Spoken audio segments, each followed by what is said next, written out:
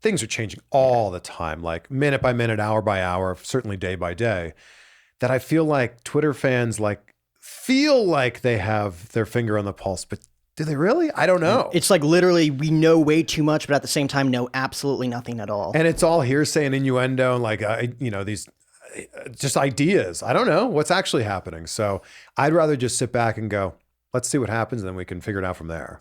It's going to be interesting. Have you ever tried to, get in with WWE as a reporter? Like you're the perfect guy for like that backstage, like I don't know. No, it's never happened. Todd Phillips, because you did AEW for a little bit. Yeah. I had a meeting. I don't know if I've ever talked about this. I had a meeting with WWE right before I appeared on AEW. And they were basically like, well, what do you want to do? And I'm like, I really like the Sam Roberts position. Exactly, yeah. Like where he gets to like kind of be on the pre-show and like hype up the show, give his take on it. Like, I love that idea. And they were like, well, what about being like a backstage interviewer? What about maybe being a ring announcer? Mm-hmm. Would you ever consider play-by-play? And I'm like, yeah, I'd be open to like everything. And then I appeared on AEW, and that was kind of the end of those conversations. What was it then? Like just lack of communication, and then AEW just... No, I just think it was...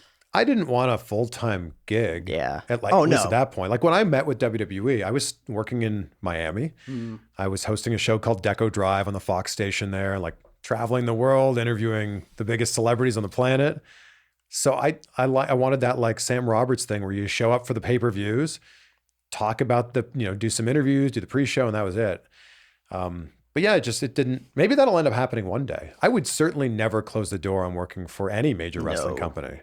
Especially like when you're a kid getting into this, like you always being a pro wrestling guy, like to say like I worked for WWE, like in the long run, like childhood dream. And so many of my friends work there. It'd be really cool to kind of be in there. So who knows? I'll never say never. It's funny, like when you grow up and you actually like get into it and you do the things that you wanted to do, like you've been able to do the things that you've wanted to do, but also on your time, as opposed to like clocking in and clocking out for someone 50 to 60 hours a week, right? Yeah, and that's changed so much because it used to be, especially when I graduated from college in 2005, it was like you get an internship that hopefully leads to a job in a small market on TV that leads to a job in a bigger market and kind of so on from there.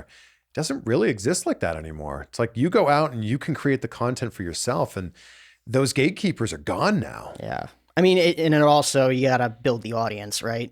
Because we talk about the billions of podcasts out there, even the ones that are in like their 500th, 600th, 700th episode still might not have the audience, Like there's very few shows that actually get there to where they can do it as a quote unquote job. It's a really interesting thing with podcasting too, where like your audience is very loyal, but you have to build that audience up over time. Yeah. Just because you have a big following on, say, Instagram or TikTok or YouTube doesn't mean that your audience is going to pay, give you the time to listen to an hour or 2 hours of your episodes. It's one thing to watch a 14-second TikTok video. It's another completely different thing to say, listen to my interview with this person for 60 minutes. Mm-hmm.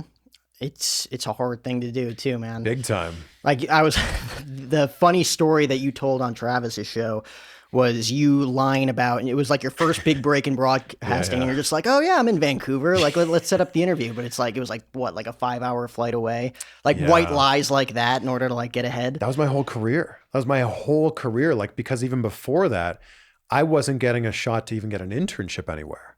And I'd reached out to all these TV stations, all these radio stations, and this one small station about an hour from my hometown.